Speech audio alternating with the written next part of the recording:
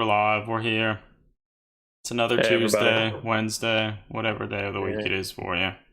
We're here. We have stuff to talk about. Maybe not a lot, but some stuff. Yeah, some stuff. We've survived, so Mm-hmm. we've survived.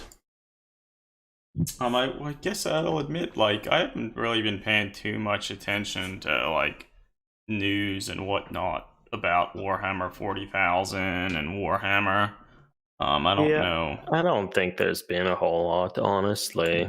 I think that Bandai Primaris Space Marine, the action figure thing, I think some of those were starting to be sent out. Yeah, I don't think we've got any notifications of ours, however. And I mean, Well, I don't remember getting a notification. I guess I find it sort of interesting. I would have sort of thought that Games Workshop would have then had a post about it. Like, oh, people are getting these now. This is what we have one in the studio, and this is what it looks like. You know what I mean? Just as seems like it would be an easy post or Yeah. something to try to get people excited about stuff. So I feel like the community page hasn't had much going on. No, they have not. So like I mean, wasn't there some Necron video or whatever? But I never really.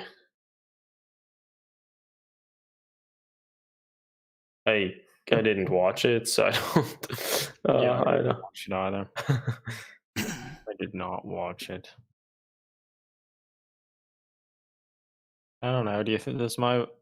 I have my mic now closer to my face, such that hell, you can even see it on my webcam, We see it. We do see it. Yeah. and it's now my keyboard is behind the mic, so probably it won't be as bad if I have to type. Okay.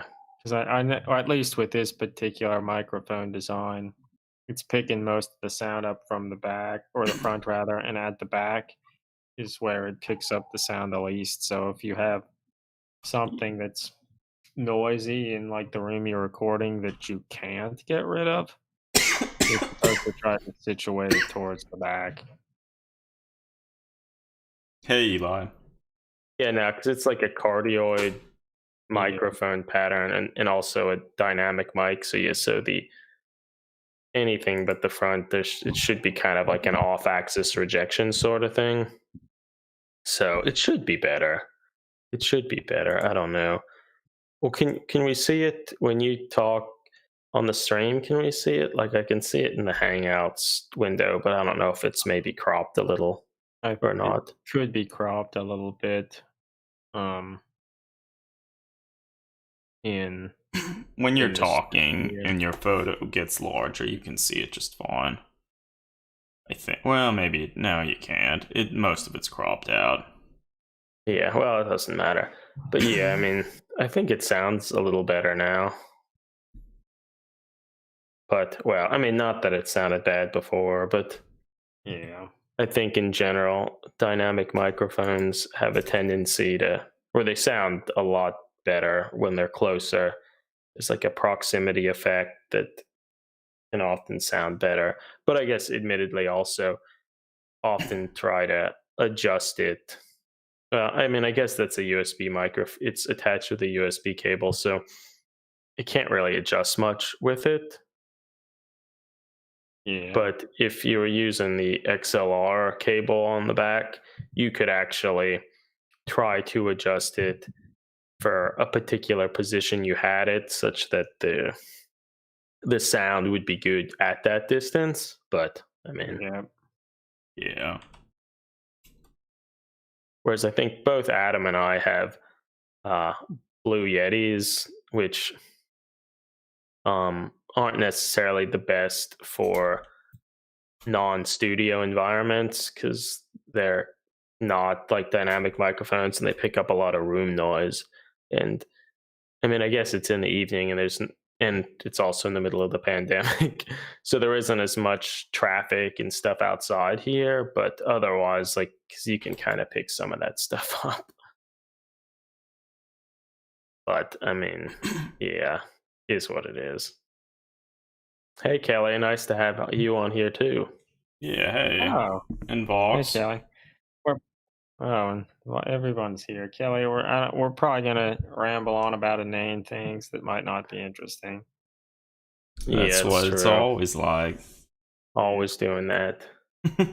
Well, I mean, Games Workshop doesn't give us much to talk about. But they've given us like years and years worth of material. There's plenty to talk about. Well, I mean, there's certainly that, but I guess people have gotten accustomed to having like all sorts of new releases all the time, and Yeah. that is grind to a halt. I mean, I guess admittedly, most they've started to open up their storerooms and ship stuff. I think. I mean, I think it's like sort of slow. Has it happened for the US yet? I think on Friday, last Friday, they did. So it was like a week after Most other it was in places. like the UK and whatnot. I mean, I don't know if it's Okay. most other places. Well, yeah. I'm not sure. But I don't know. Regardless, I mean, I guess that's at least maybe the start of things, like them start to ship stuff out. Which admittedly, they finally released the new White Dwarf magazine, so that's exciting. Not that we read it. Who But here's playing Animal Crossing? Kelly just said something about it. I'm not playing Animal Crossing, but I think Adam and Eric, you're playing Animal Crossing, right? yeah, no, my wife and I have been playing it a bunch. Admittedly, I haven't been playing it quite as much anymore. I feel I've done most of the major things in it. But Eric, the major thing is getting hybrid flowers, and surely you haven't gotten all the hybrid Yeah, I flowers, so certainly haven't. Yeah. Well, there's lots um of stuff you could be doing. so have you ever went to the Shark Island yet, Eric? No, I didn't know there was such an island. Apparently there, yeah, I've not gone to it, but apparently you can sort of tell that it's the Shark Island based on the island itself. There's like a tiny little like elevation that looks like a shark fin, and apparently all of the fish and stuff that you can catch there, they're all sharks. Huh. So that's Have you what caught a everyone shark wants. at all? No, obviously not. Because I kind of thought maybe they were like a particular time of the year you could get them. So I And mean, it might be something like that. Maybe you can't even go to Sid Island now, but it exists. okay, because it's a change each month. It's been kind of fun to see what different creatures and butterflies and fish and whatnot show up, which has been Mhm. interesting. The frogs finally arrived. In May, yeah. It's about That is time. exciting. hmm Yeah, but it's been fun. That hybrid flower life. Well, Um, it's interesting compared to like something like Stardew Valley, which is another kind of, I don't know, simulator or whatnot. But Stardew Valley is a lot more stuff you can do that isn't just like, I don't know, trying to make stuff up to do. Hey Johnny, we're talking about Animal Crossing. Yeah. Okay, you're playing it. Oh, and Kelly, sorry, I don't have the blanket hanging up yet. I mean, I don't know what to do to hang it up yet. I'll have to research that. But for people in the chat, before the pandemic hit, the three of us and Adam and Eric's wife went to Kentucky to spend some time with Kelly and Eli. And while we were there, a humorous picture was taken of myself and Eli standing in front of a wall that was built in a particular shopping mall near where they live, where the the one wing of the shopping mall had a gaming store there. And then I guess the mall was old, and the roof started to leak and whatnot. And instead of the management trying to fix the problems with the roof, they just built a wall and closed off the portion of the mall that had those problems. That's what you Oh, do when yeah. there's a problem. Seal it away. Yeah, seal it away, forget about it. There's the picture. And recently Kelly and I find Eli, it hilarious that so they built the wall, but they even built this little cubby hole in the yeah, so wall they that they spent time with it. Um, but what was I gonna say? Oh, Kelly and Eli had a blanket made of this particular image and sent it to me. It's pretty great. It's pretty great. Yeah, it's funny. It's a fine wall. Hmm. It's a fine wall. I guess fortunately the game store was able to move to like their own like separate place, and I think it's doing well. I mean, admittedly, who knows how it's doing in the current state of things, but Yeah. What I don't remember. What's the name of the store? Let's give it a shout out. I'm not Fort doing a good job because I no, don't remember it. Oh, it that's was not something correct. like that. Eli Kelly. What's it called? Is it Fort Knox or something like that? Games, maybe? It was cool. They had like Gundam models and stuff, and like a whole room of paint and whatnot. Hard Pretty Knocks, it's called. hard Yeah, knobs. that's No, the store was pretty It's a- incredible. yeah. Like, yeah, they had like a whole room of different paints that, like, they had like everything. They had like all the Scale 75 paints, all the Vallejo paints, all the GW paints.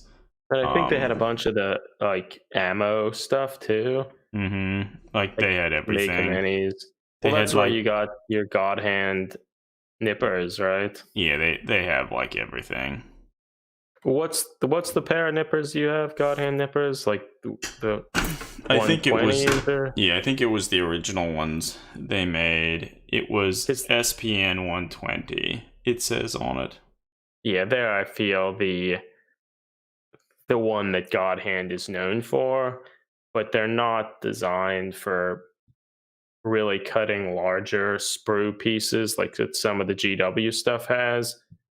But they have a cheap like nippers God Hand makes for like $8 or something.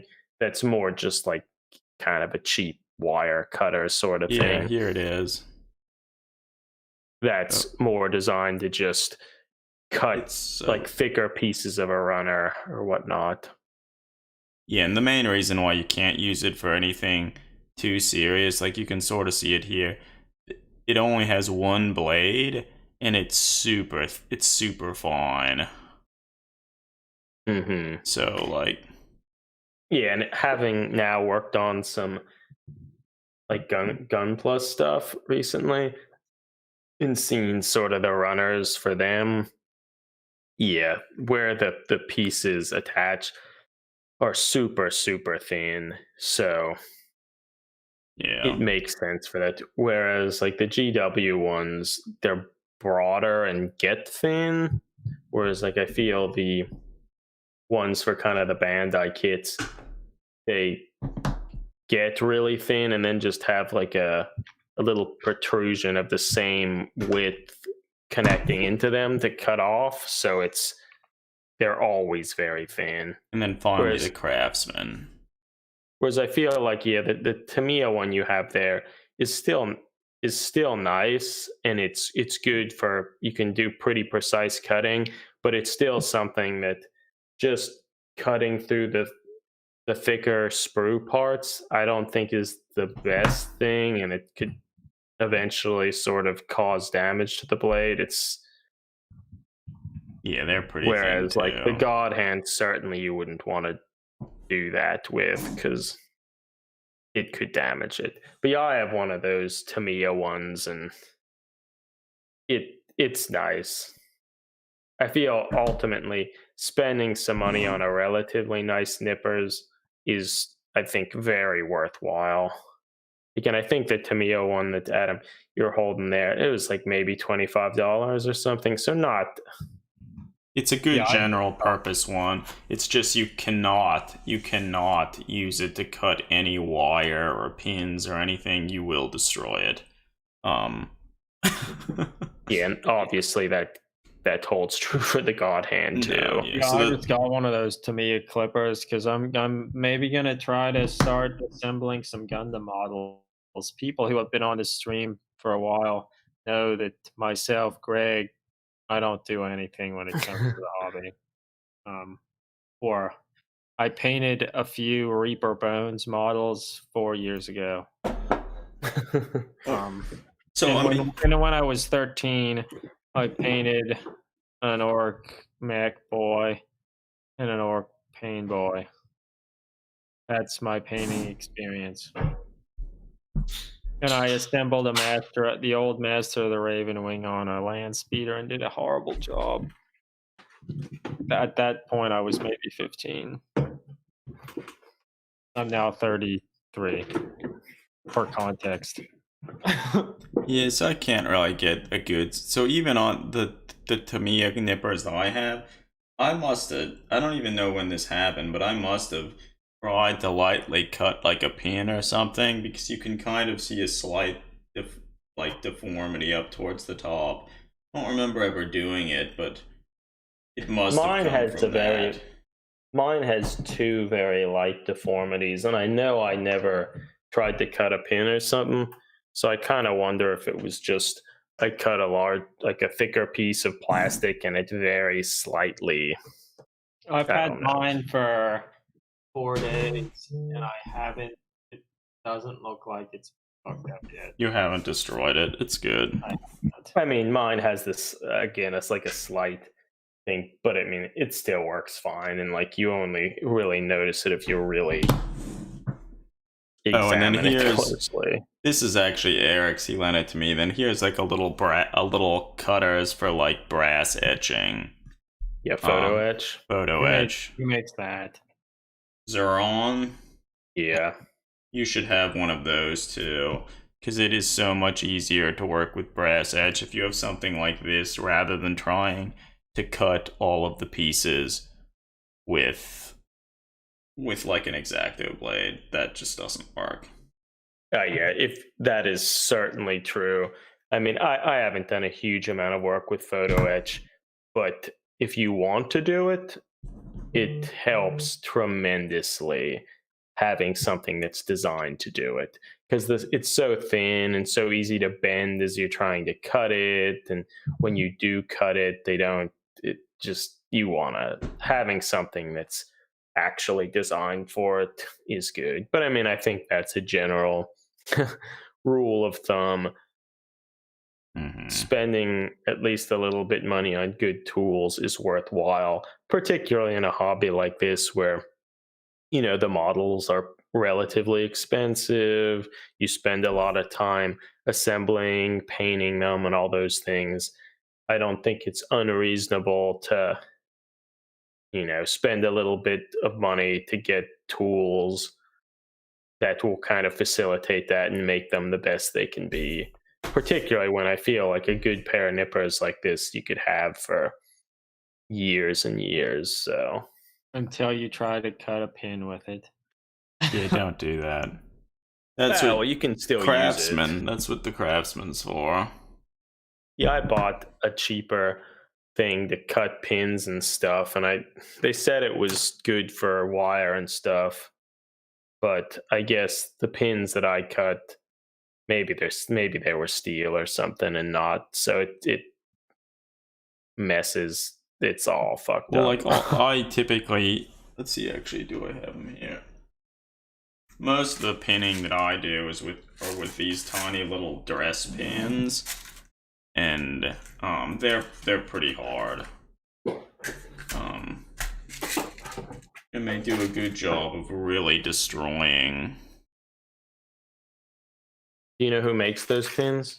No, I think I just got them at a hardware store or a grocery store or something. And I did too. Mine are Singer pins, and yeah, looking at them, yeah, they're fucking steel. So that's why, like, like a cheap wire cutters or something is gonna get messed up. Yes. It's gonna get messed up. But I mean, that's all I'm using it for. So like, I don't really care. But I guess that's why, Adam, you mentioned you recently ordered like a little rack or something to hold up some of your nippers. Yeah, I ordered a little stand to hold up all the nippers and stuff to keep them out of my way, because currently they just kind of sit towards the side of my workspace. I feel that also might be a good way to have it very clear where things are, and you can pick up the one you want to use, you know? Yeah. So We'll see. it's always good to organize stuff. Yeah. But so yeah, so that's some talk about nippers and such. Sort of as a surprise, like this past week I started painting the old modified version of Slambo that we've had for a number of years now. It was sort of inspired by, there are a lot of nice like old Hammer models being shown up on Instagram as of late. Carrie from Iron Sleet has been painting all sorts of like dwarves and wood elves. Alex from Echoes of Imperium, he's been painting a bunch of old Fnatic models, which I think some of, or at least most of them, I think were from Mordheim. Were they from Mordheim? I think they were from Mordheim. And it's kind of fun to work with some of the old metal models, particularly the single piece ones. They're like much different. Different to paint. They don't have nearly as much. Oh, there's Greg and Eli. They don't have nearly as much like going on. They don't have as many like dimensions and stuff, and it kind of makes it sort of a good change of pace. There aren't as many like undercuts and little things. Like it's not like, oh, you have to paint underneath the bolter and stuff like that. This model I've also played around a little bit more with like painting some of the initial stuff with an airbrush and trying to do like Zenthal highlighting. Like people talk about that a lot. But so I've done a little bit of that to kind of dictate where some of the shadows and stuff could be. But it's been fun. I also made like a little scenic base for him with like plasticard, like stone slabs and such. And I also resculpted some of his boots. They're too big, but they now look more like boots than they did on the original model. Yeah, it's kind of a wonky looking model. Very wonky. But humorously, they made that like anniversary edition that isn't really much less wonky. No, I don't think it doesn't look better. I think it looks worse. Yeah, because his legs aren't really attached properly. Whereas this, they're kind of weird too, but not to the same extent. No. Kelly asked if we would ever do a Bob Ross style tutorial on how to paint a model. We could try and do that. I don't think I'm that good at painting. Well, I fucking suck. Like, I mean, you could get a Primaris Space Marine model and plow through it, and I feel Duncan Rhodes does videos kind of like that, which he used the gentleman that used to do most of the painting videos for Games Workshop and left, I don't know, 6 months ago, and recently started his own YouTube channel, maybe called the Duncan Rhodes Painting Academy. And it's relatively nice. Like his videos are nice. They're very akin to the videos he used to do for Games Workshop, but now he's not so limited to just use Games Workshop paints or only their paint brushes and things like that. So I think he can speak a little bit more freely about things, although he still uses kind of the GW style of painting, which is like prime it, paint a base coat, put a wash, repaint over the wash, do some edge highlighting, and you're done. Which admittedly is basically what I do because I haven't painted many models. Like I don't do much in terms of like glazing and things like that, which I feel, Adam, you do a lot of that. Yeah.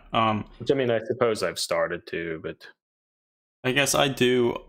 In 2006, I got a bronze golden demon in the open category. So I mean, I'm fine. But I don't know if I think you I'll got need one to. of the old ones before they changed to the newer style. That's true. Adam, show it on your camera. Pull it up. Bring it up. And Vox says that Mezgike. He's so good. His videos are incredible. He's an incredible painter. Yeah, I think that is a good point because he does kind of go through the entire process and edits together these long videos of how he goes about it. He also does it with painting, or like his conversions. He has videos on his conversions and other things. No, there it is. 2006. Yeah, he's really good. If you aren't watching his videos and stuff on YouTube, you should. You should follow him on Instagram too. Yeah, there's that old golden demon. That was back when, way before the start of our blog, man. Like 10 years before, or not even more than that. When? I don't even remember when we started. Yeah, I need to now look. We started in 2013. Oh wow. So the funny thing is, this is about the time that I stopped painting. Yeah. In 2006, I stopped painting until like 2 years into the blog.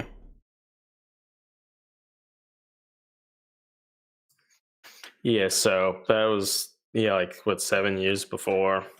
Yeah, I remember one of the things we always used to joke about is for like a golden demon competition, you could take this and repaint it and enter it in another competition. Yeah, that would be cheeky, man. Very cheeky. Alright, let's put it away. And so this was even back like they even had like little plaques saying like the category and the year that it was in. Eventually they stopped doing that and they just didn't have the plaque, which sort of makes sense. I think for some of them maybe Games Workshop would then print you one and send them to you. It to you. You can put it in, which is kind of cool. I'm not 100% sure on that, but I kind of think they did. I remember once when I got that golden demon, they called me up and they had this big box of metal blisters of like models and stuff, and they told me that I could take one or two of them. And I remember there was like nothing in there that was that great, but I got a blister of these old metal dark elf executioners. Yeah, that's the story. That's it. Adam, I just sent an Instagram post by somebody who makes videos about reviewing Gundam model kits, and he must have gotten his Space Marine Bandai figure, and boy, that first picture makes him look like a skinny boy. Yeah, it does. Goddamn. That does looks not like look he's right. out of JoJo's Bizarre Adventure, throwing up one of his stylish poses. Yeah, it doesn't look great. Looks a little weird. The kicking pose looks fine. I feel if you don't put on the bolter, he looks better. Look at the bore of his bolt gun. Like the rounds in the magazine, like don't make sense with the bore of the barrel. The squirrel could crawl in there. Yeah, I feel that doesn't look so good. Well, at least it was only like $100, and at least I paid it. Here's someone in the comments says, "Oh my god, it's like $500 on eBay, lol." Oh my god. That's something. We'd never sell ours though. Well, that's if we even get it. Yeah. I mean, I fucking paid for that. Maybe they might just be staggering how they're shipping them out or something. But Well, I guess if we don't hear about it soon, we'll have to Say contact something. GW about it.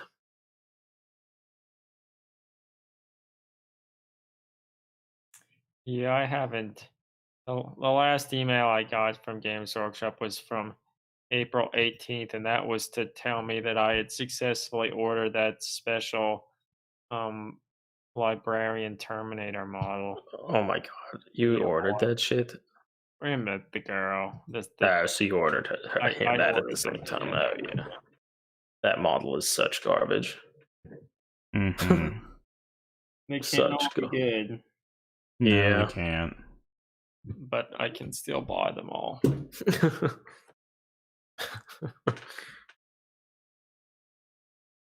Well, I feel that the sister could probably be slightly converted, make her bolter cooler, and then I could paint her to fit with my Bloody Rose sisters here, so we have like a little kill team or something to use in something. Maybe Inquisitor 2020 or whenever the 20th anniversary is. I guess it's this year. Was Inquisitor 2000? Is that when it was released? Or was it 2001? I don't know. remember. I just don't There's know. no way that we could figure it out. There's no way. It's true. Never.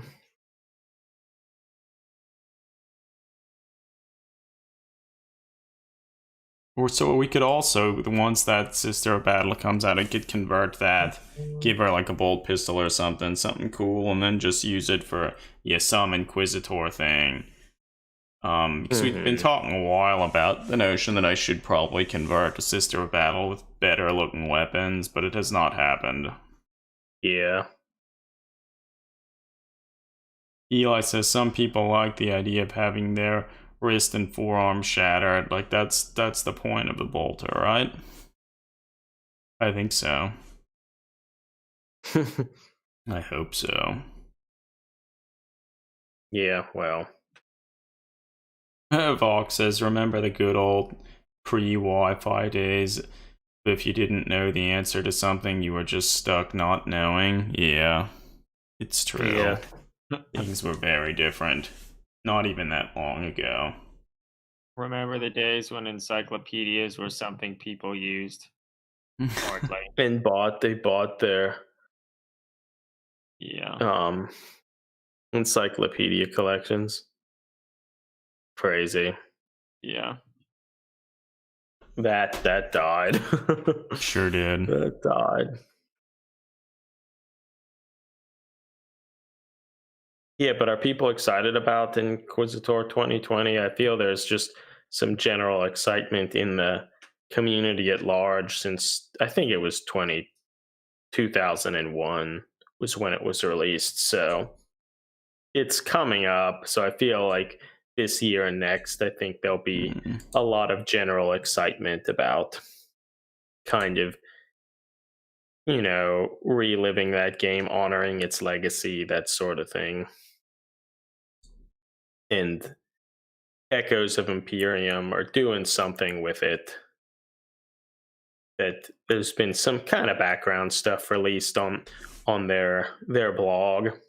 I think it's being primarily spearheaded by Alexander Lunde, so not Alexander Winberg, both of which are kind of the the two people at Echoes of Imperium, but so this one's from the other Alex, not Winberg, who had sort of run or been the major driving force behind Mordheim 2019. Admittedly, Lunde has kind of had a role in most of kind of the Echoes of Imperium events as well, so they've been kind of a joint thing.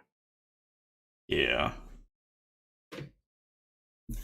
I don't know. I think we'll use it as an opportunity to expand some of our older projects that we worked on, like the Red Church from the Pilgrim era stuff that we worked on.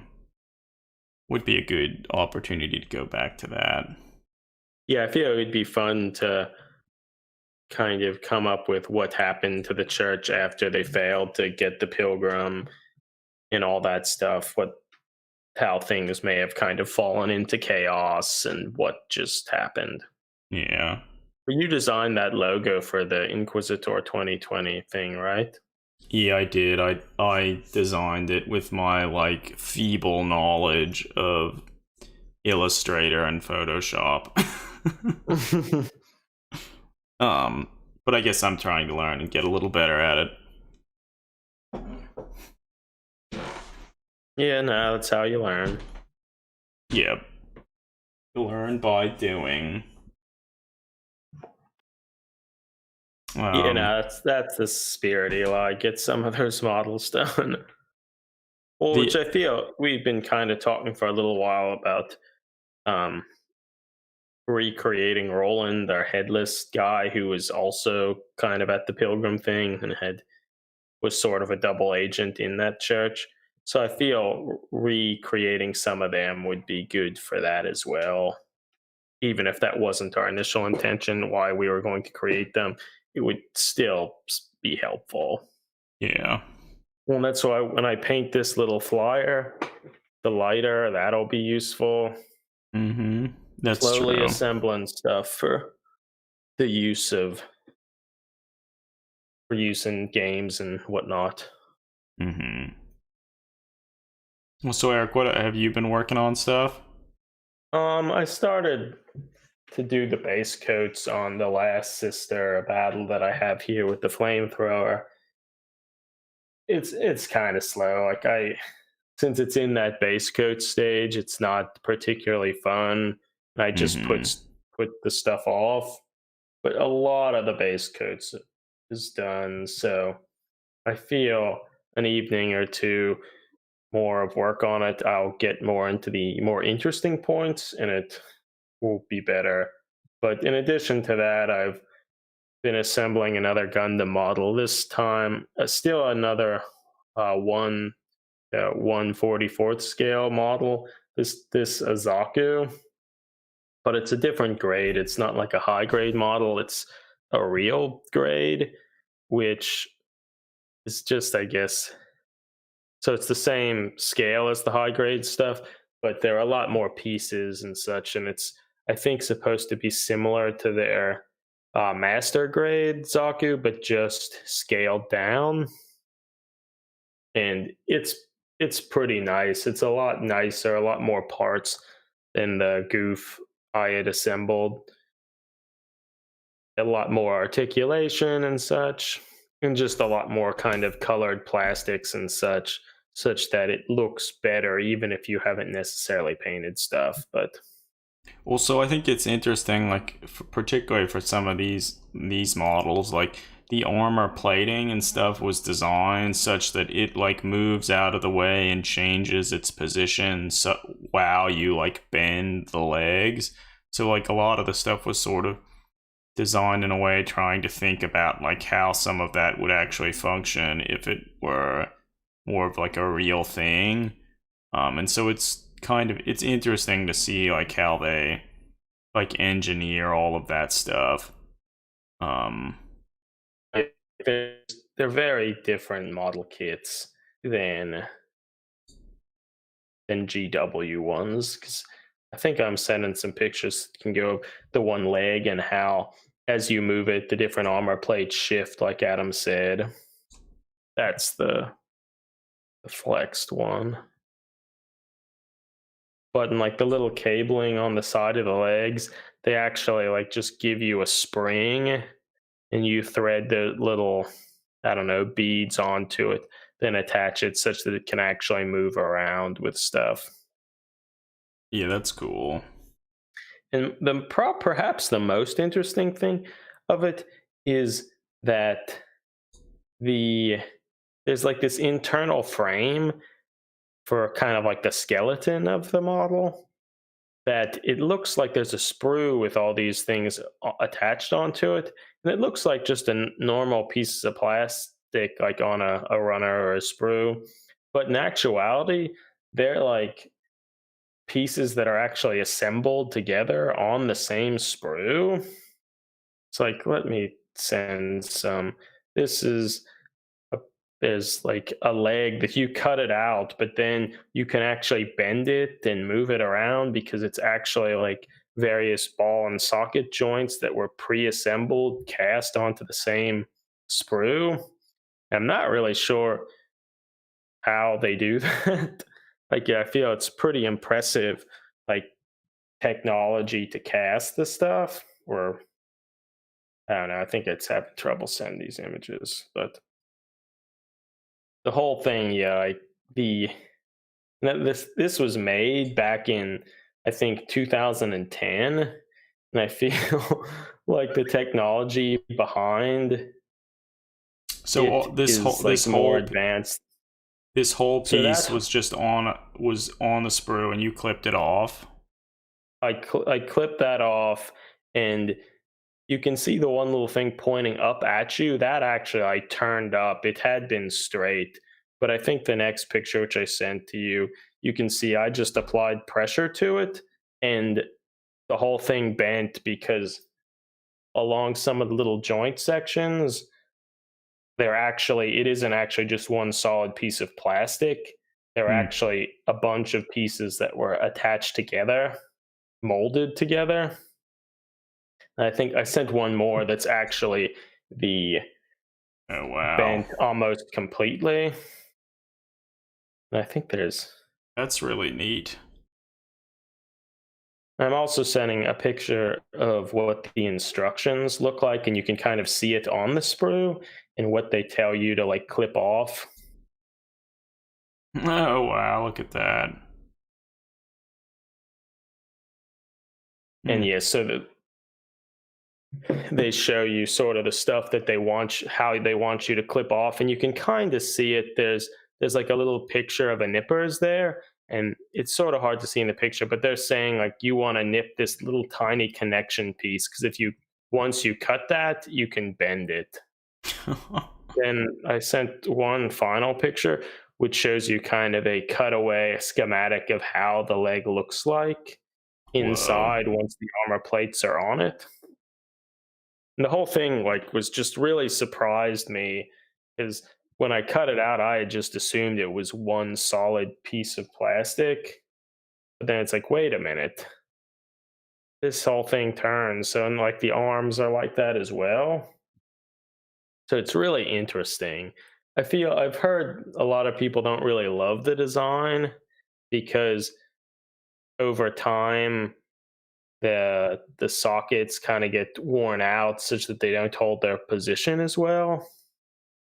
But it's certainly very advanced, or like the technology to make these molds, I think is really impressive. And Well, and I yeah, think it's it's also sort of neat how like all the stuff, the sprues and runners that they make, like where like the gate attaches to the actual piece, they get really thin and fine to make it like easier to cut the piece off and to have less like scarring and extra stuff on the piece itself. Like I feel it would sort of be nice if Games Workshop did that. well, I think it was interesting when you had done some of those unboxing for the Warhammer, the Space Heroes. Marine Heroes. They actually designed the runners differently to be like these Gundam ones, where the attachment points are thinner. Mm-hmm. So like they could do that, Yeah, I mean, I feel but that would be kind of nice. they do not. Yeah. So it's interesting. Yeah.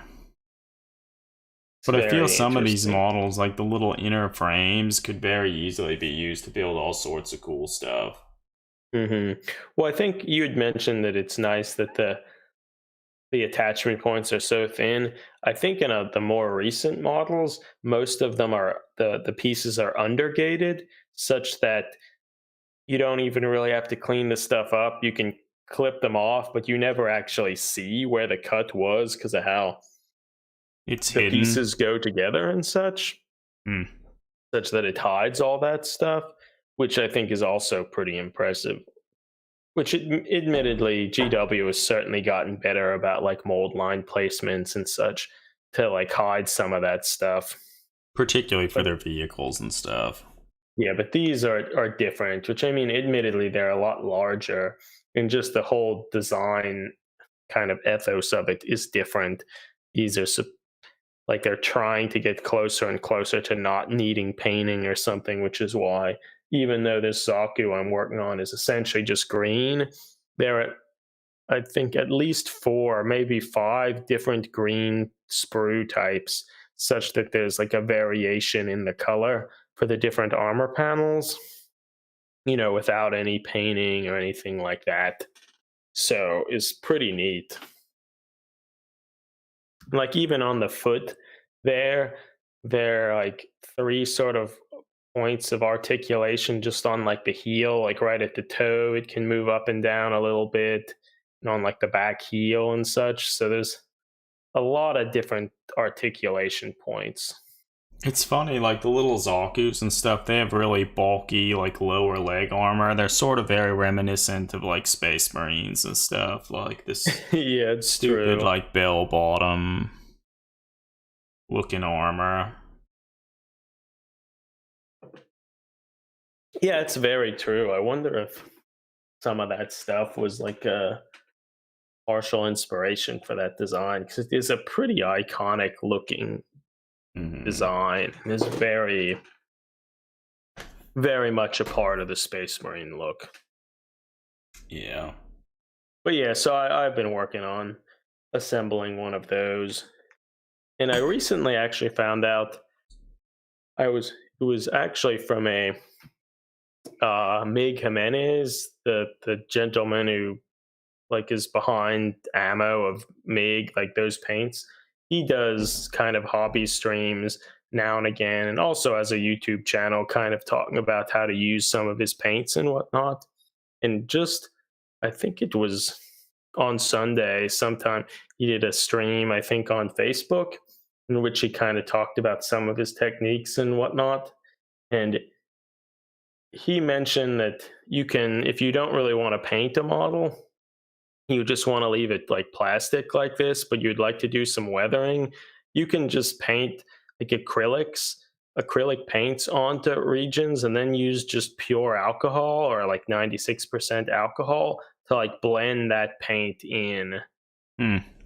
So you could almost like to do panel lining or paint a little of it and then paint it on and then use the ethanol on a brush to kind of remove some of it and feather it and blend it in, kind of like you might do to like an oil paint on something that's been already primed and such. And so maybe I'll try to do that. I mean, certainly just putting ethanol on like your acrylic painted model, I think that could damage the underlying paint unless you put like Yeah. like some sort of varnish on it. But for something that if you're just doing it directly on the plastic, you got like really nice effects just with like a brown or a rust like paint, just painting it on some of Hmm. the areas and then like blending it in to kind of fill in some of the panel lines and such like that. And so that's applying the ethanol like before whatever it is dries. Is that true? It no. Okay. Huh. I mean, he didn't wait. I mean, probably partially. Like he didn't wait long, Yeah. but it's still at least partially dried, I think. Okay. I mean, probably if you waited for like 15 minutes or something, it might have more trouble, but I don't know. I'll just have to try to do it and see how it works.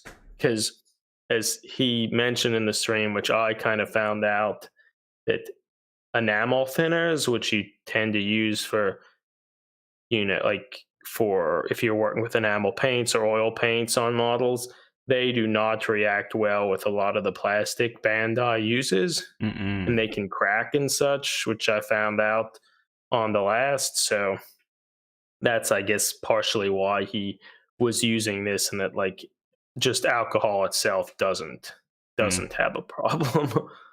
So I'm probably going to try to do it. I mean, he was using his own acrylic paints. I mean, I can't imagine his ammo acrylic paints are much different from, GW or Vallejo ones, but I don't know. We'll see. Something to experiment with. But I've actually never heard of anyone doing that, but that's kind of neat. And I feel it would work well for some of these things because they were sort of designed in such a way to minimize the need for at least a lot of painting. He also, one of the other techniques he did was with just some of his chipping media.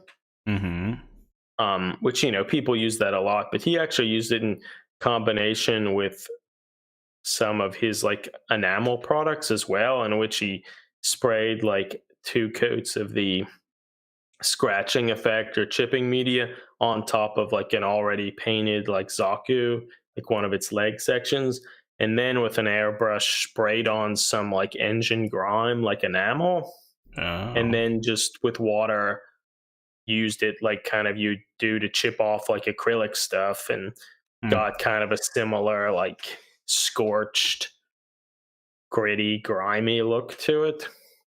Which, That's I mean, cool. It's not really surprising, but I guess it's just kind of brings the thought, like, you don't just have to use those sorts of chipping media only with acrylics or something like that. Like, you can use other paints and types of products. And if you kind of experiment with that sort of thing, you can probably get neat effects. Yeah. So, yeah, in general, I'm been pretty impressed with ammo products, and I'm generally impressed with him as well, because he does a lot to make videos and try to share his knowledge with the community and such, which I think is pretty neat. But yeah, so I'm kind of excited to maybe try some of the things. I mean, eventually I'll try to actually paint one of these, like paint everything, but I don't want to do that yet, because then I feel like I would be discouraged and then just not finish anything. Yeah. But I guess maybe something to ask the chat as a whole: has anyone used any of Tamiya's acrylic paints? I certainly have not. And if you have, like, what can you tell me about them? So I kind of think that it's like a somewhat of a different acrylic that maybe, or so I guess I just don't know. But I think they're a little bit different from the acrylics that, and maybe you can even thin them with ethanol. I guess I just don't know. But I know I kind of am intrigued to try some of them. I'm gonna go to bed, everybody. Sorry, I need to be up early tomorrow. All right, All right. Greg. It was nice having you here. Yeah. For real. I'll talk to y'all later. Thanks for keeping us company.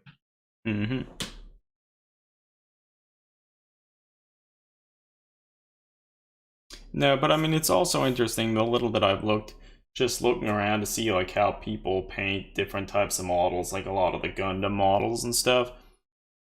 Like most of them, they do nearly everything with like an airbrush to just paint something like a single color or a few colors, and then like apply some like weathering and stuff like that. It's not really pretty different from like at least how I typically paint models.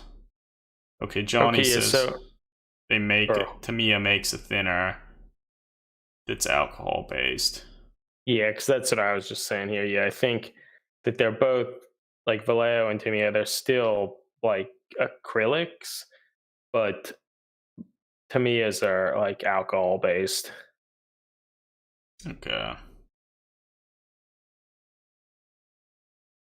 So yeah, that's pretty different then, or at least different from what I'm accustomed to. Mm-hmm. Yeah, no, I'd be interested to try them because I almost wonder. Feel like seeing people use them on scale models and such. It almost, I think it seems to flow through the airbrush better and goes on flatter. Hmm. But I mean, I think that's probably something if you thin them right, the kind of water based Vallejo acrylics and stuff, you can probably achieve very similar effects. But Okay, Johnny says that they're great and they have a lot of really great colors. yeah, I think a lot of uh, model kits and such, they'll have kind of color profiles and such, and I think a lot of them will just give you the Tamiya lines and such. Which, I mean, Okay. admittedly, Tamiya makes a bunch of their own model kits as well, which obviously have their colors on there. But Hmm. yeah, so I feel it's something that I'll have to try at some point because most of my tools now are Tamiya ones. Yeah, I mean, most of them are pretty nice. Surprised you don't use more of the GW tools. Yeah, I feel people do talk pretty highly of the GW's nippers. I feel they would be good for like the heavy duty cutting and such. Oh yeah, they're Just like 'cause it's such a solid and large and whatnot. But for doing really fine stuff, I think it might well get in the way of they have things. like a seam line or a mold line remover at Games Workshop that like I think I was given one time and I don't know what happened to it, but like I did not like it. Mainly because it doesn't have like a sharp point or anything, so like you don't.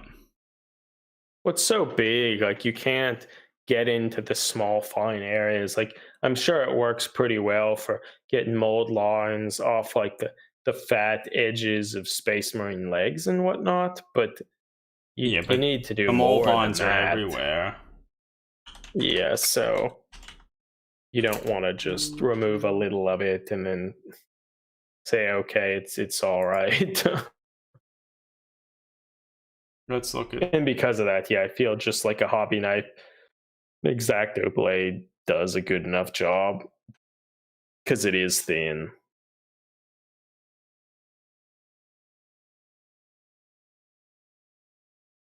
Oh yeah, so here's like someone's picture. Tale of Painters. They have a review of it.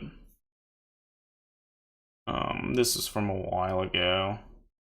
I mean, I don't think it's necessarily bad, but I think it doesn't get fine enough such that I think you'll have trouble to do everything with it. I mean, that does get relatively fine there, but it's kind of broad, I believe. Yeah. And ultimately, I'm fine with just using the one blade, like the hobby knife, because I use it for cutting and stuff. That's one less thing. Yeah.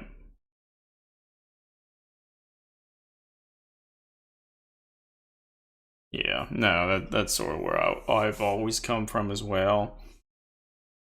Like I started with an X-Acto knife, and that's what I still use. Like I don't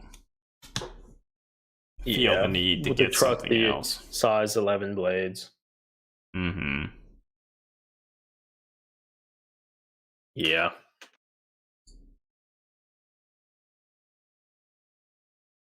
Well, so is there anything on the community side to talk about? Like they had I a watched video. I watched that Necron video and it kind of just it's some background stuff and doesn't really say much.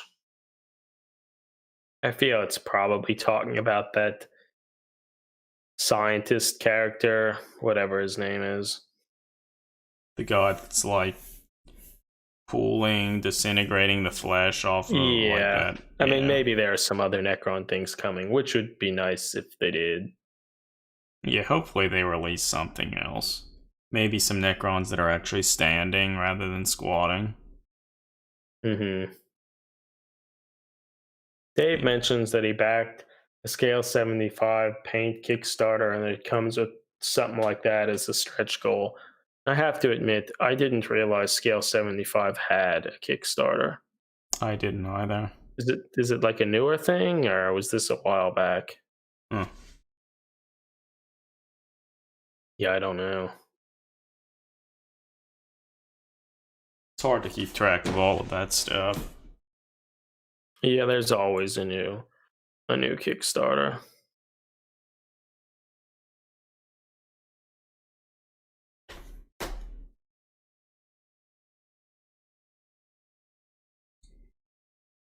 I guess they also on the community page on like the Sunday previews, they kind of say that like most in the US, Canada, and Australia, the web store is opening up again.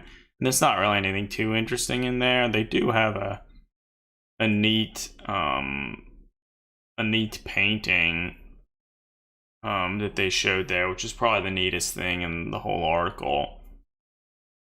You have this weird looking dude in like a crazy throne. I like this like little servo skull with the Gatling gun. Mm-hmm. Is this related to Psychic Awakening? It says, first up this week, let's check out some more great free Psychic Awakening fiction relating to the upcoming Pariah book. Because I'm looking here, there's Scale 75, maybe just, I see a Kickstarter here called Instant Color, I think. Which I don't know what they're. Almost looks like it's a contrast paint like thing. I don't know. It's interesting. Might have to look into this a little bit more because I don't really. But it kind of seems like a contrast paint like thing. Oh yeah, Dave says it's a new instant color sort of version of contrast. Interesting. I guess it makes sense people would want to get in on that concept. Yeah, it looks a lot like contrast paints.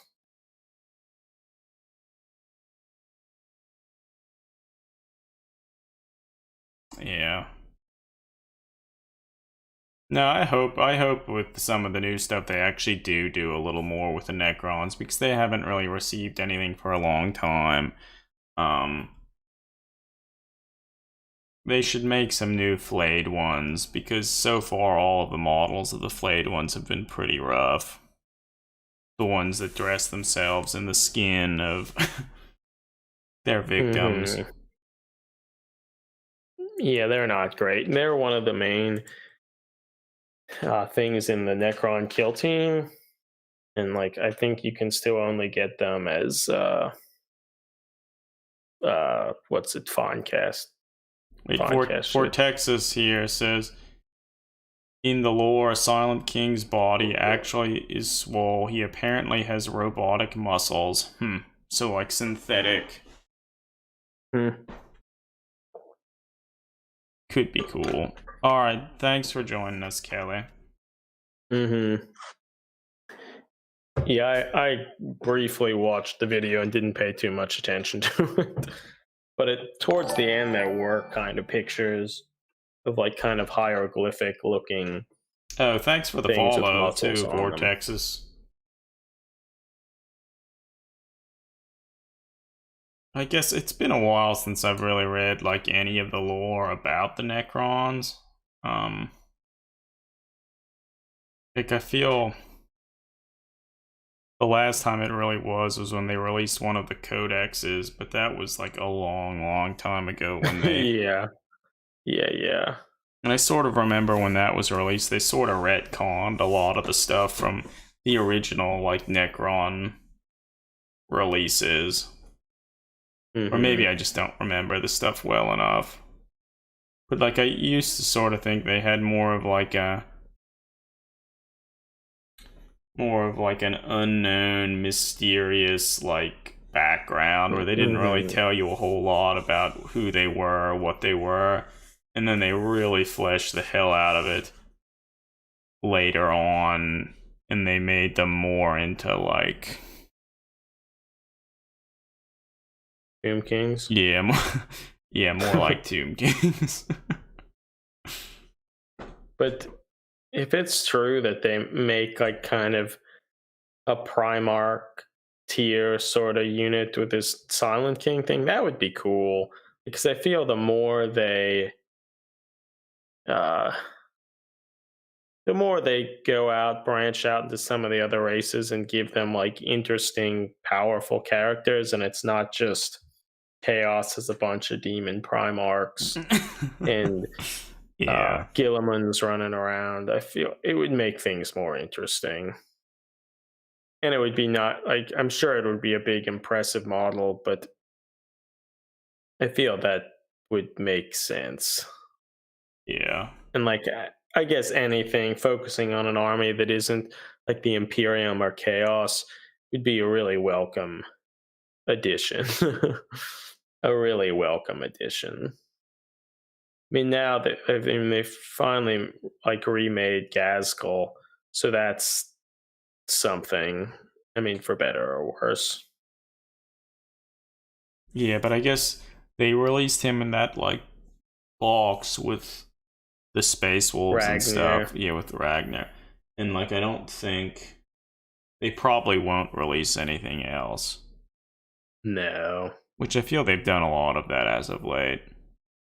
And, like, I was sort of hoping that with Fabius Bile, or I think that's what his name is, was sort of hoping they'd do more with him to show kind of some of his, like creations and such. Legions of, like, modified Space Marines and stuff. Like, that would have been preferable. But I mean, I guess in many regards, like, that would be half the fun. You could just make your own. And they would probably end up being more interesting than... Because they used to have, like, old models. And I don't really even remember what they looked like. I think they were okay. Or maybe they weren't. I don't remember. Yeah, I think they did have a few. I forget. Yeah, I kind of forget what they look like too. I don't think they were great. I guess I feel a lot of the Psychic Awakening stuff, they've been releasing lots of books, and with each book I feel there's, like, one more special character and some background that maybe it's okay, but I don't want to really spend $40 to get that book to not read the material and certainly not play the stuff. So, but yeah, I guess I don't know another, like, how else are they going to release the background in a tenable way that people will actually experience? You know what I mean? Yeah. I suppose they start to do more with their Story Forge or Warhammer or whatever their video department is. I feel that could be a good way to do some of that stuff, but... Well, if they keep making stuff for Blackstone Fortress, they could add stuff there, too. Yeah, no, Vox, yeah, I don't really care about the game much either. I mean, it would be interesting. Like, it's been so long since I've, like, actually played a real game of Warhammer 40,000. like I've certainly I've watched some like tournaments and stuff of people playing the game, and it's like very, very different from what I was accustomed to. And when I used to play, I was never very serious with it. So it was more about just kind of having fun and taking whatever you thought was cool. And like I feel I guess that's true with any like competitive thing. Yeah. Most are trying to get as many advantages as they can, and that's Yeah, typically so whenever not. it's a game, like that's that's what you try to do. You try to win games. Which is interesting. I was actually recently listening to I think it's the Independent Characters podcast. Their more recent episode, they had Dave Taylor on it. Oh, The did kind they? of and talking about as I guess what GW is doing to like engage younger hobbyists, like Mm-hmm. as like a lot of the initial fans and stuff were like getting older, and how what can they do to keep engaging and bringing more people into the hobby, things like that. Mm-hmm. And one of the things that was brought up that I thought was kind of interesting, that they mentioned that Games Workshop has been very big for a long time on referring to just sort of the Games Workshop thing as like the hobby. They don't like they refer to everything about the game as like a hobby, the hobby, to try to encourage that like every aspect of this is fun. It's not just a game that you only have fun when you're playing the game and winning and such, and that but like just as fun as like you get the opportunity to assemble these models. You can like have fun doing that. You can have fun painting them, coming up with your own paint schemes and such, and like that every aspect of this is an enjoyable part of the hobby, or an enjoyable part of the whole experience. And I think that's a very good point, and it was a good thing that Games Workshop is trying to emphasize that. And it's also a way that if like younger people are trying to get involved, it's something that people could tell to like the parents, like, hey, this is something you get a lot of enjoyment out, not just playing, the game itself. But with that said, though, I guess I never really considered that much because it's been a long time since I thought about the whole Games Workshop stuff in the context of it just as a game. Like I Mm-hmm. almost never Yeah. think about the game aspect of it, and certainly wouldn't think of it as like, oh, the only part I truly really enjoy and the reason I'm doing this is to play a game. And I mean, certainly some I think do. That's kind of what they're excited about, which is cool and all. But even when Mm-hmm. we were younger and started it, like we got involved in this because the models and stuff and the illustrations looked cool. It wasn't Yeah. really because we wanted to beat people's faces in. Although when we were younger, I think we did try to actually play the game more.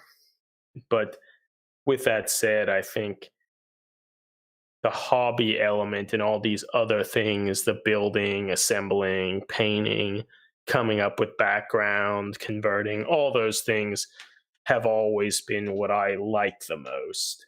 Mm-hmm. Well, so apparently the ninth edition Necrons may be the new big threat. That would actually be great. It'd be great if they really pushed like some of the other alien races and stuff as like one of the chief threats to Threads and humanity. no, Yeah. I think that would be really cool. And it also, if they're like a big element, I think it would be interesting because if they're trying to have some sort of dominant force in the galaxy, they have to deal with the fact that there's this great rift across the galaxy. What is it, like the Something something maledictum or something. maledictum, whatever it Yeah. is, the great rift, um, they have, they have to deal with that. So they're still, it's not like they're only trying to destroy the Imperium. Yeah. They're still also going to be fighting against all this demonic infestation and having that there. And it's not just like, oh, the poor Imperium, they're beset on all sides. I think the fact that having like a race that's trying to, dominate everything and could actually perhaps do that, I think is interesting and would allow for some neat narrative threads. Yeah, it would be cool.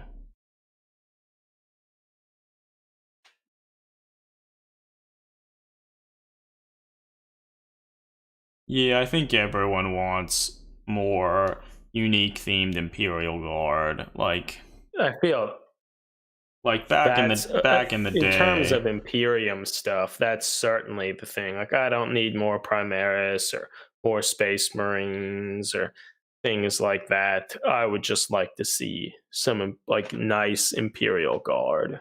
Because yeah, back in like the second edition and stuff, well, they had a whole slew of different metal Imperial Guard regiments, and like they were all great. And then now, I guess now they really only have the plastic Cadians and the plastic Catachan models, and I feel even the Catachan models, they were released so long ago that I feel like people don't even remember they exist. And pretty much Yeah. Imperial Guard are just the Cadians. And then Yeah, I mean, honestly, I would love if just GW made some of the Death Core in plastic, provided they didn't like make the proportions more heroic or something. It would be great. well, I mean, to they're see. very much like all of them are very much like the grim dark, like Trench warfare stuff. yeah. So I feel they fit super well with like the universe as a whole, and like I feel many people when they think of Imperial Guard, that's what they think of. They do.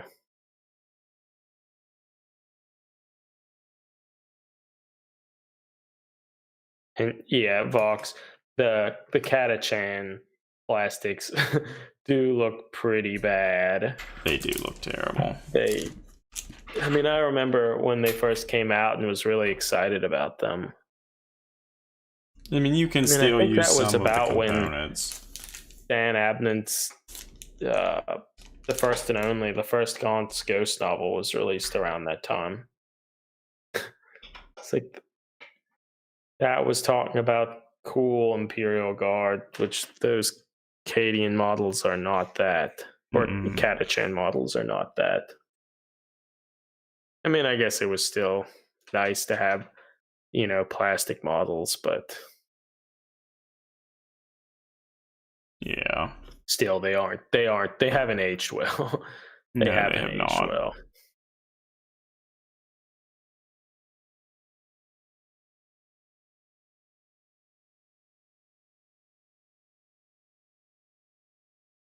But I guess in general, I think Forge World always did a kind of a good job of introducing different kind of Imperial Guard units that were different and try to get at the diversity of the Imperial Guard throughout the Imperium with like their drop troops and the Death Corps and all that. And yeah, it would just be nice to see GW kind of embrace that again. Yeah.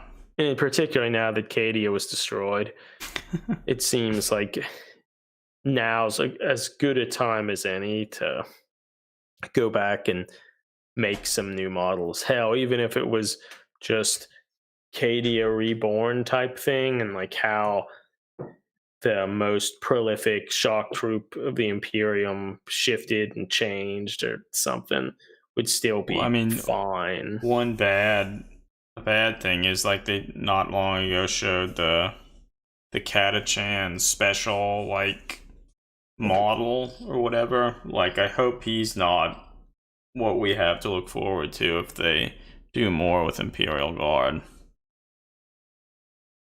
'Cause he's pretty rough. He's pretty rough.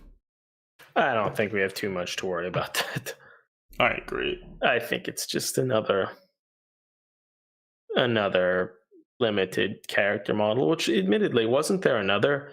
There was also another Yeah, there was. Catachan model, like a female one that Vasquez looking female model that looked, I think, better, but still, Yeah. But it just seems like just wanted to make more and more promotional stuff, which I'm not. I mean, it's nice they made them, but I would rather see more traditional Imperial Guard. Yeah. But it is hard, though, because they don't want to spend the money to make like 4 different types of Imperial Guard units. You know what I mean? Yeah. Which, I mean, admittedly, they basically did that for Necromunda, right? With the different gangs and such. Yeah. Like, I guess it would be that impossible to, make 3 different box sets, which are just sort of a basic trooper, or like Talon or Valhalla and like the Ice Warriors or whatnot. Mordred Iron Guard. Yeah. Like it really wouldn't be that hard to do. The difficulty would be like then people would want like, well, make the tank crews and make the this and that, which I feel that would be kind of hard, maybe hard to swing. But all they would really, because even with the Cadian models, sure they made a bunch of like command squads and this and that, but it's still basically just that one Cadian box. So it would be doable. Yeah. Everyone wants to see a Grot Revolution army. Yeah, the Gorka Morka Grots were wonderful. I love those models. Right before we started the blog, a friend of mine started to play Gorka Morka again, and I played as the Rebel Grots, and it was fun.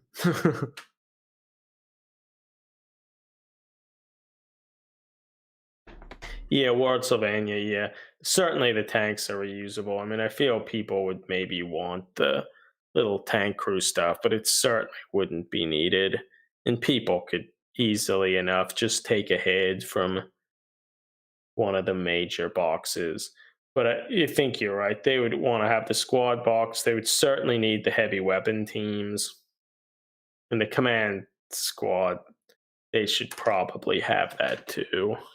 But it could be something that they just put that in the regular box, have a bunch of options for command like models, and be done with that. See, I don't feel it would be that undoable, but certainly they wouldn't do like what they had in 2nd edition, where there were like 8 different ones, Yeah, They're not gonna do that. And they could also do something similar with like Chaos Cultists as well. Like you could just have an Imperial Guard regiment that was easy enough to make them like chaotic, because I mean they've already designed plenty of them with like Blackstone Fortress, mainly that. Yeah. So yeah, I mean we'll see what they actually do, but I assume it will eventually happen. They almost have to. Which mentioned Chaos Corrupted Sisters would look neat. I feel anything Chaos that wasn't just Chaos Space Marines would be kind of neat. Yeah, Ward Sylvania says he's tempted to take the Blackstone Fortress Trader Guard and convert them into Loyalists. Yeah, I know a lot of people have worked on doing stuff like that, and you certainly could I feel they would be great for making a kill team, like an Imperial Guard kill team, because then you wouldn't need a ton of them. Yeah, and there's a fair amount of variation in the models they made, even in the base game. I mean, some of them you probably wouldn't, like the one holding the grenades, you probably just wouldn't want to use him at all.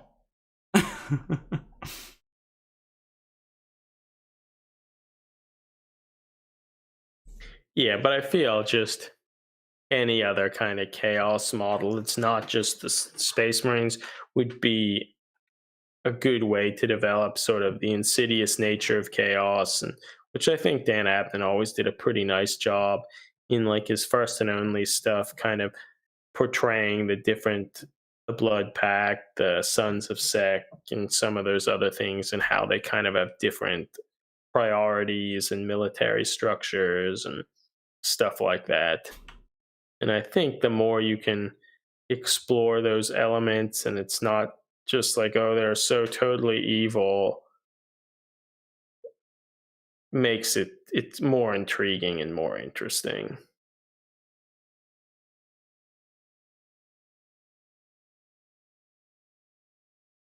Oh yeah, I mean, so Vortex is mentioning the notion, like, yeah, so they could also experiment more with having like clear plastic components and stuff. Like they did a little of that with like the Necrons back in the day, with the little green energy rods, whatever that you want to call them. And they've also released some, like even for the Lord of the Rings game, like clear plastic models. They certainly do stuff like that, because certainly, like, as talking earlier a little bit about Bandai's like Gundam models and whatnot, they do so much with different types of translucent plastics and such. And Ward Sylvania mentions, yeah, that the Van Sar do have that transparent shield, so they certainly could, like, the technology's there, and like they could certainly start doing more with that. Hey Dan the Kraken, nice to have you here tonight. Yeah, so that's true, and yeah, even the Sister of Battle tank is the clear stained glass element, so that's true. So like they are starting to include more of that stuff, and I feel they could come up with clever ways to do even more of that. I'd be kind of interested to see what the clear plastic in the Sister of Battle looked like that tank, because it's been. Yeah, I guess ultimately it's interesting to see that they're not like getting rid of that, because for a while it seemed like maybe Games Workshop was shifting away from doing that stuff with, like the newer Necron models. They didn't use the plastic rods and things like that. But the fact that they kept that with some of the Sisters stuff is kind of neat, and kind of suggests that they're still open for experimenting with some of that stuff. So I mean, that's good. Yeah, that's good.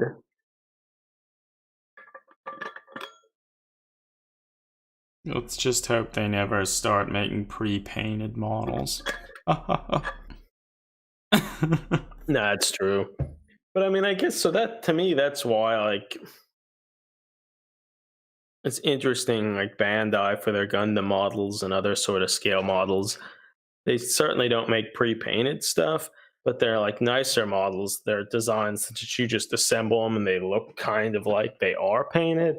And I feel that is a better way for them to kind of flex their muscles in like saying like, this is how good our, plastic molding technology is, as well as the models looking nice and not just having some pre-paint thing that ends up looking kind of like garbage. Vortex says the first pre-painted model they will make will be followed by a new how to strip paint from your models video. Yeah, that's true. That's true. Well, I feel those would be a lot when they used to make largely all like metal models. Stripping paint was a lot. I feel you would do that a lot more. Like you can still do it from plastic just fine. Yeah, I still need to get some Simple Green. I have not. Oh, yeah, Vox is also saying GW is making a half-ass shot by using different colored plastic. So, I mean, that's true too. In some of their boxed games, they change them around a little bit, so... Like, yeah, the board game like stuff. But then, and they're also kind of experimenting more with snap fit stuff as well as easy to build things. Which, because like this is the Battle Army box. They weren't really snap fit, but it was sort of that easy to build sort of thing. Which, so it's interesting that they kind of go back and forth with that too, trying to figure out what's a good way for making these sort of boxes, and is it worth making separate models that won't then be split up into individual unit boxes and such. But yeah, Pine Saw, I've never tried that. That's nice. Hey, Derek, nice to have you here too.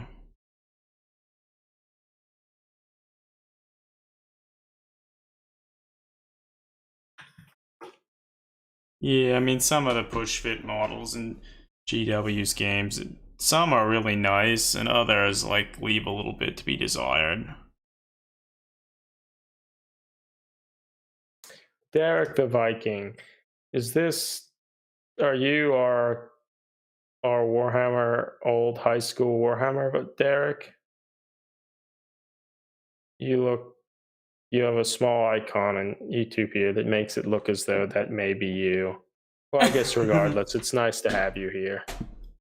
Oh, it is. Well, great to have you here, Derek. Hell yeah. Hope things are treating you well in the pandemic. Mm-hmm.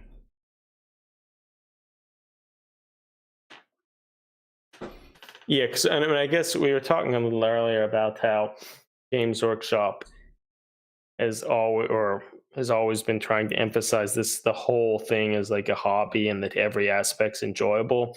And I think that is more important now than ever, that if people had their primary focus was on playing the game and like going every Thursday night, going to a shop to play, or on Saturdays and such, that certainly had to have changed fairly dramatically with this, and even just all the various podcasts about competitive play and whatnot.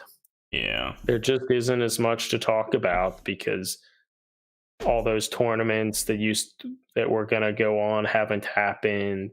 People aren't playing like they used to. I mean, I guess some have been trying like Tabletop Simulator and such, but it's just not the same.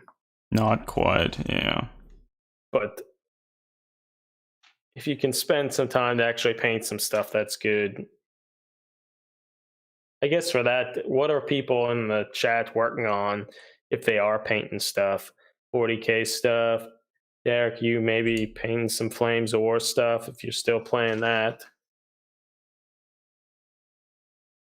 Yeah, I feel I have some Flames of War models here that I should try to assemble and paint at some point.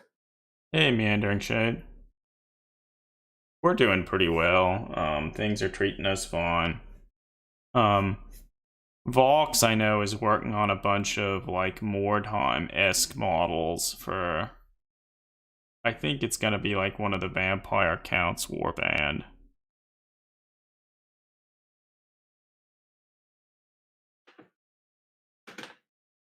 Okay, Derek, he's doing some like bolt action. Oh my god, Saga. I recently played a few games of Saga.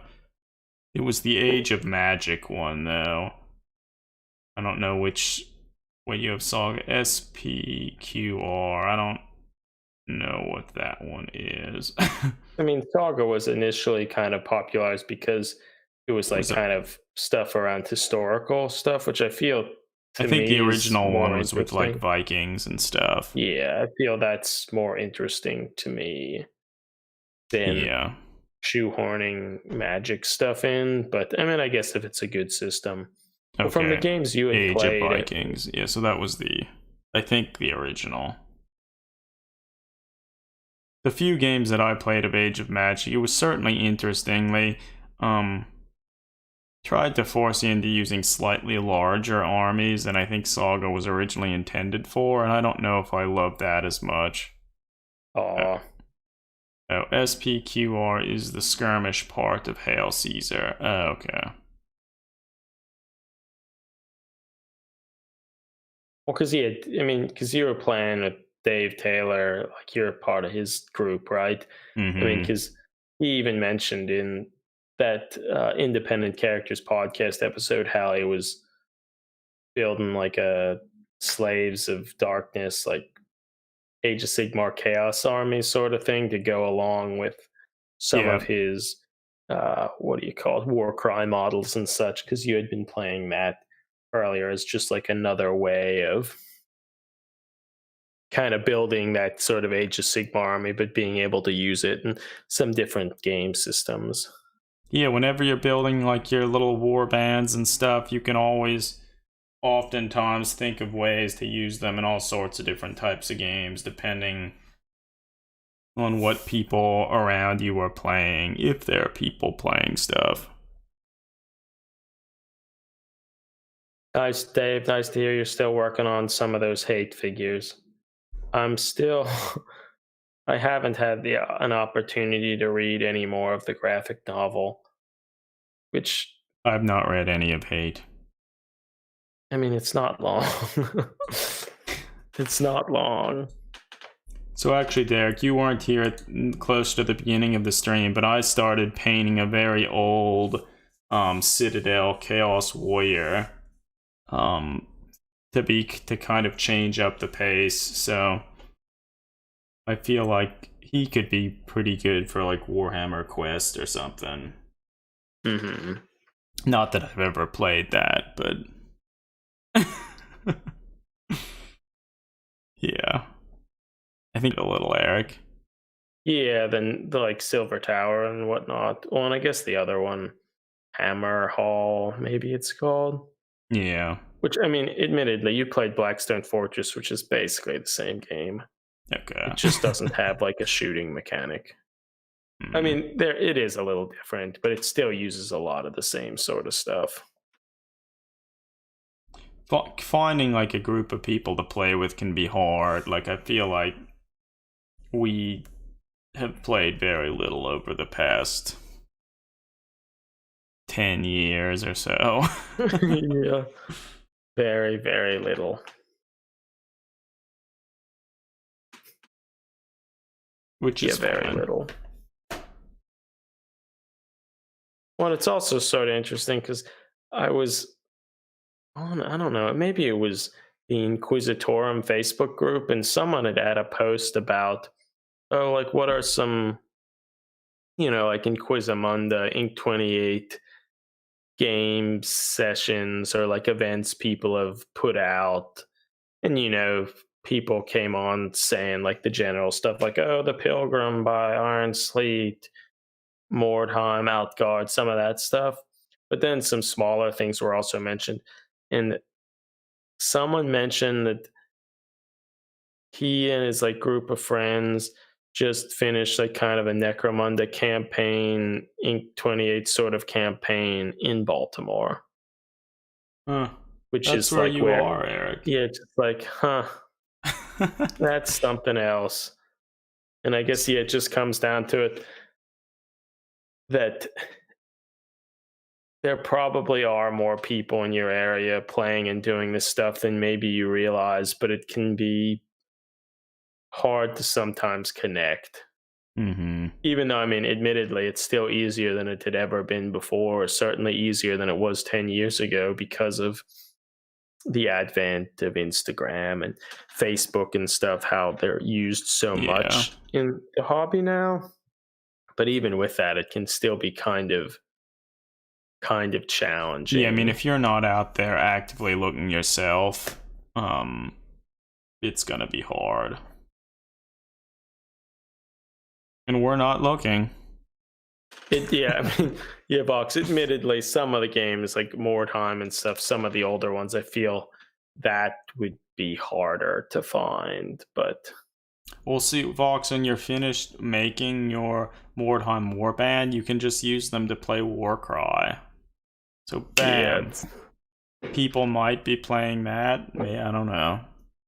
But yeah, Derek, you're right. It's certainly a lot easier than like driving around to like the local stores and trying to put up flyers or talk to the managed store managers and stuff. Uh, yeah. So, but I guess admittedly, Warcry is pretty fun, Vox. Mordheim, I feel, is a better, more engaging game, but Warcry is a good game to like get into trying to like play games, a low model count, like it's also probably at least a little easier for pickup sort of stuff because even if you're playing the campaign structure, it doesn't matter who you play against really for most of it. So yeah, not a whole lot. but yeah, Derek, certainly Mordheim, there's been a fair amount of resurgence for it. I think just because of all the being it was the 20th anniversary and whatnot. I mean, it's certainly like we actually started to play it at least a little bit because of that. So even though we missed out on playing it back when it was released, despite being involved in the hobby at the time. It's interesting, Warcry. It's like it is a campaign game, but your individual models don't really grow. It's more of like your warband as a whole grows. So like I feel if you took some of the campaign settings of Warcry and then added that on top of some of the stuff in like Mordheim, that would be really good. Because Mordheim, like your individual miniatures, they can become injured, their stats can improve, you can get different weapons, other stuff like that. None of that is in Warcry, which is sort of a shame. Yeah, because I feel that's a lot of the narrative stuff in some of those campaigns ends up kind of being because of that. Because of how like, oh, this person died, this one, this and that. But like it without that, I think even though like Mordheim and some of the older Necromundus stuff, they had all that stuff and it was kind of clunky and took a while.